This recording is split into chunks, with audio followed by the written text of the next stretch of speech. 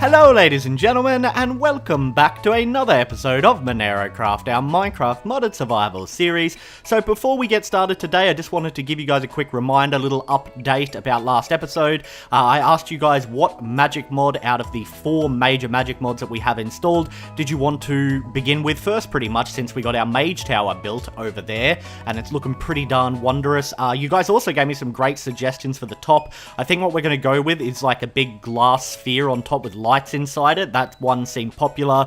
People suggested it. It sounds cool. Anyway, so far, the mod that seems to be ahead is Ars Magica. Ars Magica 2, which is all about creating spells, I think that is ahead. There was a couple people that said Blood Magic, but there's like 6 or 7 of you who have said Ars Magica 2 would be the best one to start with. We've still got a couple episodes before we hook into it, so if you haven't commented on that video, go to my channel, you'll find it. It'll be called Shady Science, and let me know which magic mod you want to see us begin with first. Now that that's out of the way, let's get to today's episode. So last time when we left off, we were waiting for the filler to clear out the basement so that I could make some improvements and kind of change up how our piping and systems and stuff like that are working. And I spent probably about 2 hours getting all of that set up, so we're going to go have a look at it, and I'm going to try and explain as best I can to you guys what's going on down there.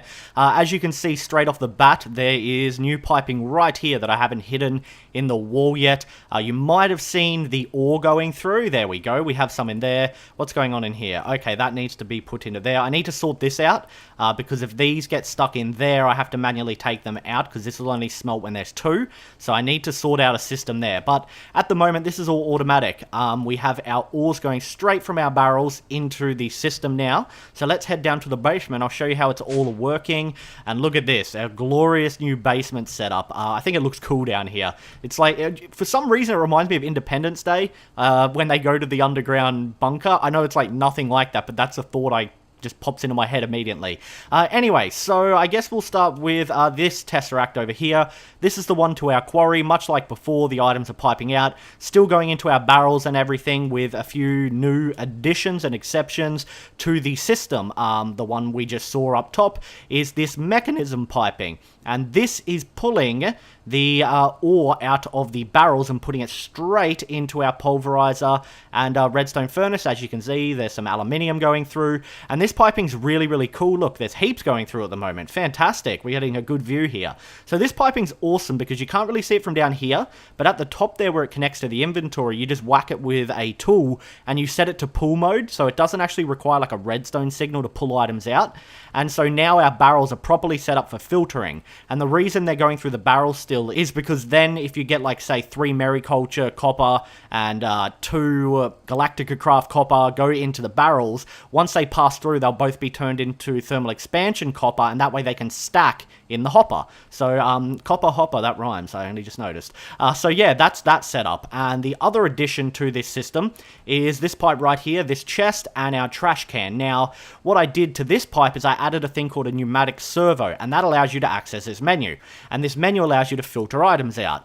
And so I filtered out dirt, cobblestone, and gravel. Now, the cool thing about this filter is this thing here that says use ore dictionary.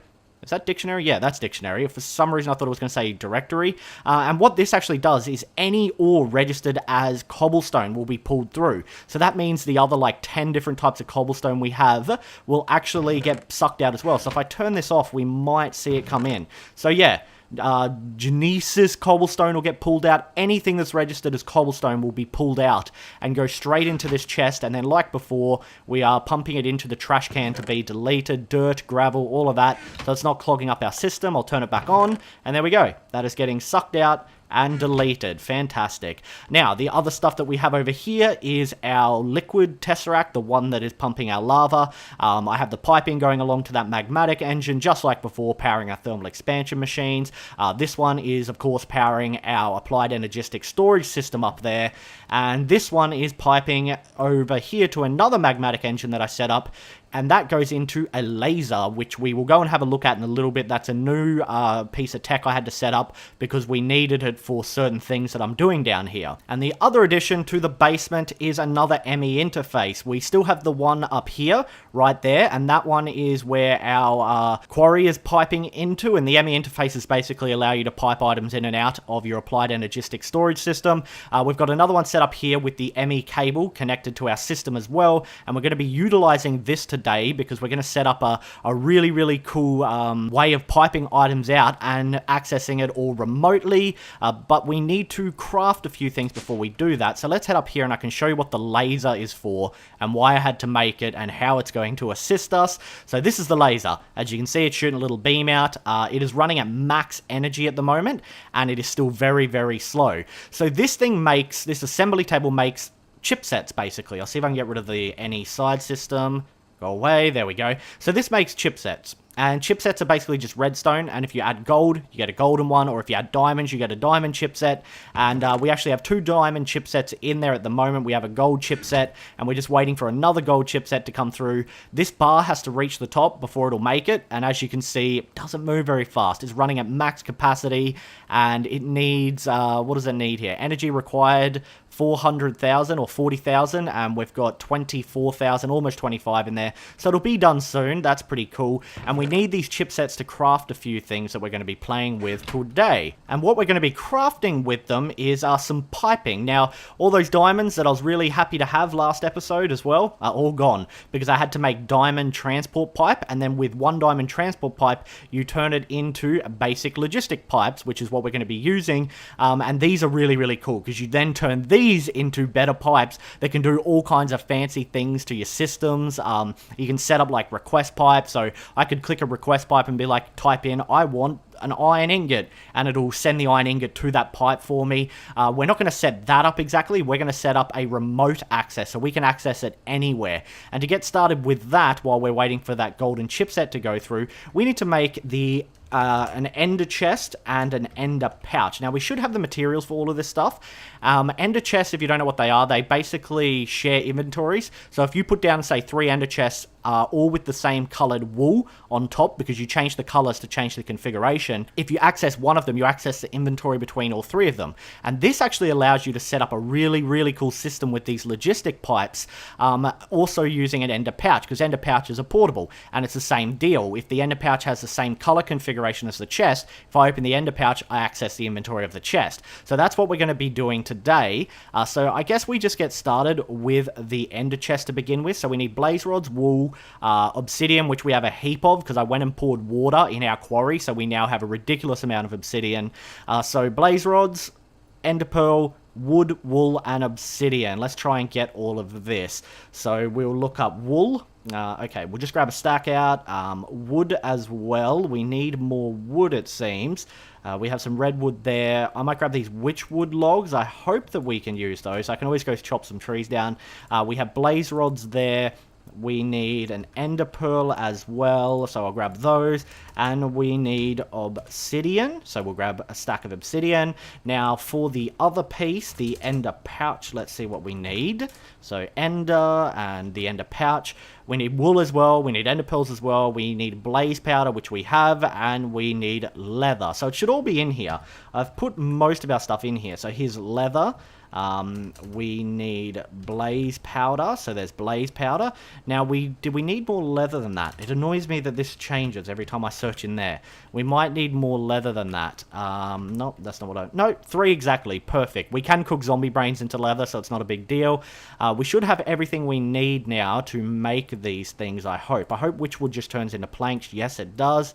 Fantastic. So let's get started, and I'm pretty excited to be doing this because this is going to be so cool, guys. This is going to be amazing, this system. If it works, that is, once we get it set up. So we need ender pearl in there.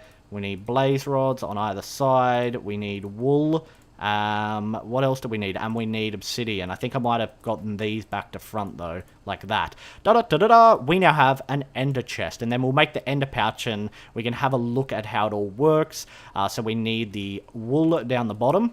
We need the ender pearl in the middle. We need the leather around like that, and then blaze powder in the corners. Da-da-da-da-da. Now we have an ender pouch. I don't actually have a diamond pickaxe at the moment, so I don't want to place the ender chest down just yet. Otherwise, I won't be able to pick it back up. Let's go put this stuff back in our system. And then we will get to crafting the logistic pipes that we need. So, as I said, these required 1 diamond pipe to make. As you can see there's a recipe for it. Now, what we need to turn these into is various different pipes, and they all do different things. And this is what we're playing with today, and it's really, really cool. I love it. I absolutely love this. So, what we need, first of all, is these provider pipes. And these provider pipes require redstone, gold, and chipsets, which is why I had to make them. Or you can make it with gold gears, but it's a lot more expensive, which is why I ended up making the laser and the assembly table, which used up more of our diamonds as well, and that's why they're all gone. So let's get our redstone, gold, and chipsets, because they should be done. I would assume that that second one's done. Yep, laser's not working. So let's get both our chipsets out. We have our golden ones and we have our diamond ones, so we should be good to go now. What we need is a redstone torch, I believe. I think that's what we needed. Yep, and just a redstone torch. Awesome. We should have sticks in here as well, I hope. I don't want to search because it'll get rid of the sidebar, so I'm just going to try and find it normally. Actually, I'll just grab the wood out. Oh no, there's sticks right there, and redstone right there. And it already cleared it. It clears it. It's really frustrating. The other thing we need is... What was I looking up? Logistics. That's it. Logistic. No. Logistic. There we go. The other thing that we need is a remote order pipe. And what does it look like? There it is. Remote order pipe, which is an ender pearl and redstone. So it's all very, very easy to make if you've got enough resources. Ender pearls there. And I think we can do this. I think we can. So what we want to do is make ourselves a redstone torch to start with. That goes there, a golden chipset, and a basic logistic pipes. We now have a provider pipe. We need to actually make 2 of these bad boys. So I'll make another redstone torch. There we go. Nope. Give me that. So 2 redstone torches, 2 basic logistic pipes, and our 2 redstone golden chipsets. We got 2 provider pipes. Now what we need to make is the teleport pipe, the remote order pipe I mean, which I believe it was like that, and redstone. And that is a remote orderer pipe. The other thing that we need to make is a actual remote orderer. So let's make a remote orderer. Here we go. So this is what we needed the diamond chipsets for. So we need glass and diamond chipsets. What we should also make as well is some golden piping. So I'm going to look up golden piping here, and we'll see how we make this. I'm pretty sure it's easy to make. Yep, glass and gold. So let's go and get our gold out of here, a stack of that. And we should have plenty of glass. I did cook some up before. I don't really know what I did with it. Oh, there we go. Wonderful. We have heaps. We'll make the golden piping first, I think. So golden piping, I'll make like half of that. And then like that. We got a stack of golden piping. That is wonderful. And I think it was it like that to make the other piece? The remote, was it like that to make a remote? Yes, it was. So now we have a remote orderer, and we should have everything we need to set this system up. And I am so darn excited to set it up. It's going to be so cool once we do. Being able to remotely access our entire inventory will be amazing. So let's pop back down here and see what we can do with it. Nothing spawned down here. I've put a lot of torches in, as you can see, so I'm hoping it keeps it lit up enough. Now, what we've got to do with these is these provider pipes need to be attached to an inventory. So if we attach one to that inventory there, and we attach the other one to our ME interface, these will actually allow us to access both inventories. And then what we can do now is actually link them together using the golden piping. So we need to bring it along here, which is why I've got this trench dug out. So if we bring the golden piping along like that, now golden piping is just really, really fast transport piping basically. Like items zip through it super, super fast. So we want it like that. Okay, and then we'll bring this one down like that. Oh, this is going to be wonderful, guys. This is going to be absolutely wonderful. And then what we want to do is I might need a piece of cobblestone if I want to set this up properly and not have issues with it. So I'm just going to steal one from the wall here. And we want to place it right there. And then what we need is we need to get our remote piping. Make sure our golden pipes go up like that. And then if we put our remote piping here and they connect to it, and then we put our ender chest on top, I believe, like that. This should work. I'm hoping this works. So let's actually test it out. Now that we've got that set up, we need to link the remote orderer with the remote orderer request pipe. So you just right click it and it's connected to the pipe now. Now if I stand over in this corner or something and I right click with this, da-da, we can now access not only our chest with all our ingots in it, as you can see, but we can also access everything in our ME system. That is amazing. That is so cool. So if we want to request 1 gold or something, so let's go request 1 gold. Okay, 1 gold nugget successfully requested. Then if we take our ender pouch and we right click that, 1 gold ingot, because it is connected to our ender chest here, because they share the same color. If you look at the tooltip at the top there, it says white, white, white. I think you change the color of these by actually putting dye on them.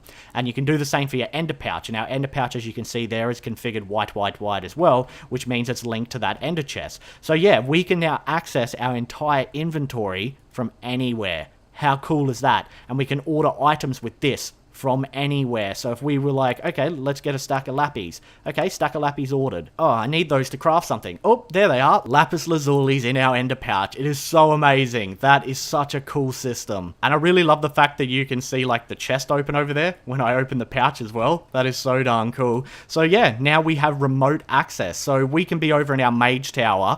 And this is part of the reason I wanted to set it up, because I thought, you know, if we're going to be over in our mage tower, it'd be a bit of a pain in the ass to have to pipe items over there. So we can be over in our mage tower, we can be crafting away with magic, we might need some materials that are in our ME system, so all we have to do is just order them. And that is great. That is absolutely great. I love all the connection between the mods, because these are 2 different mods.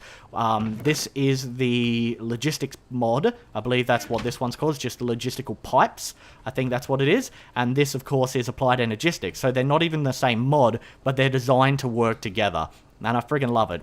We might go for a fly over to our mage tower and check it out. Since we have the chunk loader here, it should stay loaded. So let's actually go do that now, and we can give it a test run before we wrap the episode up. I love playing with so many mods. Now, next episode, the plan is to actually head into the lovely, lovely nether again. Because what we really need is we need to finish the lights off.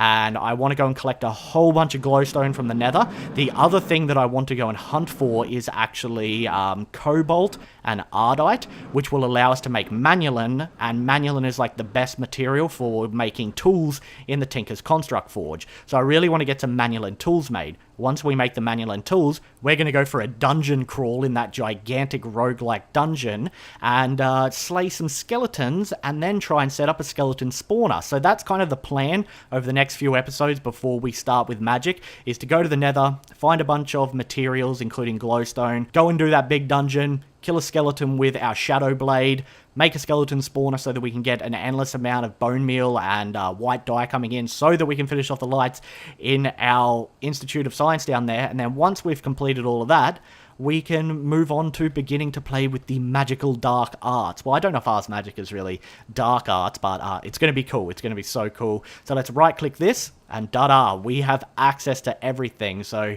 like I said, it's so awesome. If we're over here and I'm like, okay, I want a witchwood sapling because I think they're from Ars Magica. Request that. Thank you very much. I want to plant a witchwood tree over here. Oh, just open this, and there we go. Witchwood sapling. I would plant this now, but I have been told that you've got to like plant them in a special way, or they don't grow like a normal tree, so it's a little bit tricky. And that is amazing. That is so cool. Oh, God, this is going to be great. I don't know if I'll take it into the nether with me, though, because if I die, I don't want to lose it. But I feel like we'll be pretty safe in the nether due to having our jetpack. Like, we'll be able to avoid a lot of danger because we can just fly over it. I also want to investigate that big thing that I saw in there, because you guys told me it was like a beehive or a hornet's nest or a wasp's nest or something like that. So I do want to investigate that. But that is going to be next episode, guys. For today's video, we are all done. I really just wanted to get that set up and show you guys what I've been working on. Like I said, next episode, another trip to the nether. Then we're going for a dungeon crawl. If you enjoyed the video, a rating would be very much appreciated. Thanks so much for watching. And as always, I'll see you next time. Bye.